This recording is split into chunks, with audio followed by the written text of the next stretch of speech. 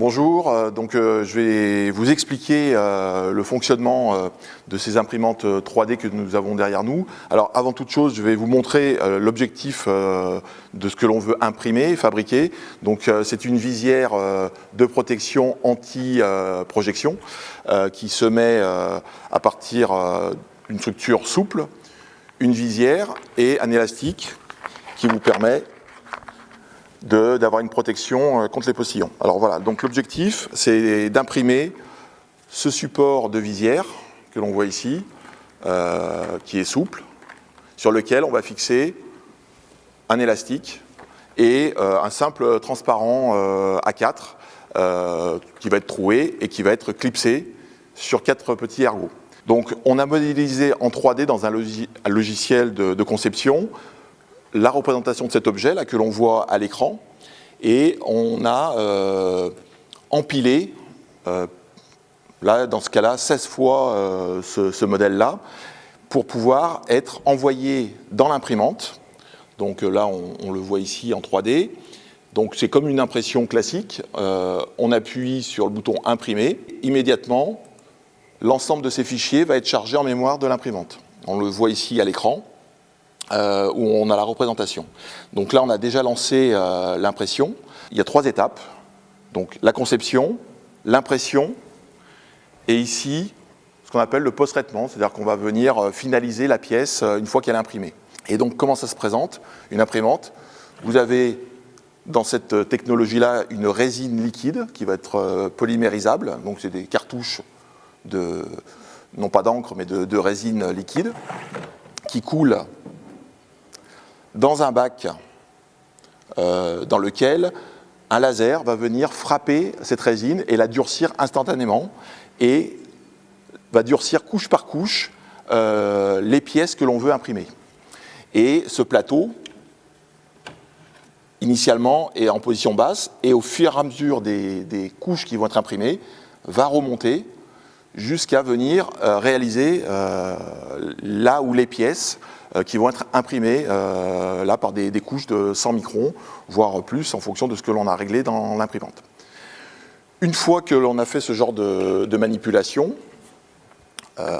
on va, vous voyez, il y a de la résine qui est restée en contact avec cette pièce, donc on va la nettoyer, la rincer dans un bain d'alcool tout simplement, avec cette machine de post-traitement.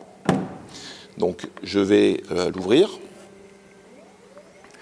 Donc un système automatique dans lequel on va venir glisser la plateforme avec les pièces à rincer et on va lancer pendant différents temps, là, 10 minutes, ce rinçage. Donc il y a un tourbillon qui va être créé dans cette bain alcool et la pièce va être complètement rincée. Voilà, donc là le rinçage est fini. Il s'est écoulé un peu moins de 10 minutes. La dernière étape qu'il va falloir faire, c'est alors déjà de détacher la pièce qui a été rincée avant de la passer dans l'étape suivante.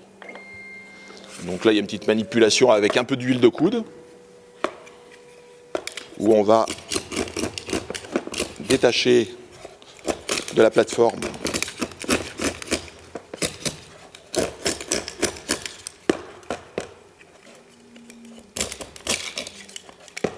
voilà.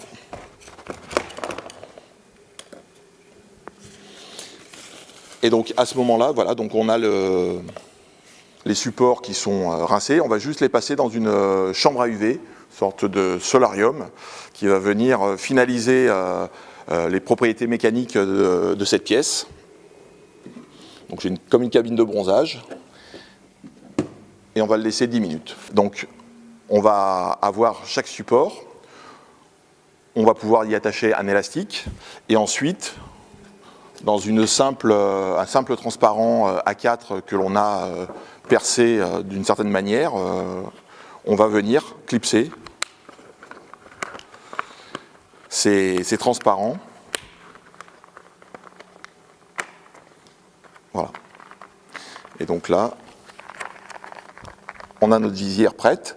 Et puis, si on veut être vraiment respectueux du protocole, c'est de mettre un masque masque de chirurgie, pour vraiment avoir une protection complète des projections et des aérosols qui pourrait y avoir autour de nous. Voilà, donc c'est assez simple à réaliser, à très faible coût. Là, voilà, on a quelque chose à 2-3 euros. Pour conclure, grâce à l'impression 3D, chacun, ceux qui sont équipés d'imprimantes chez eux, les professionnels comme nous, peuvent apporter ce type de moyens pour permettre aux soignants, aux commerçants, aux forces de l'ordre de pouvoir se protéger avec efficacité contre ce virus qui nous embête tous depuis quelques temps. Voilà, je vous dis à bientôt. Au revoir.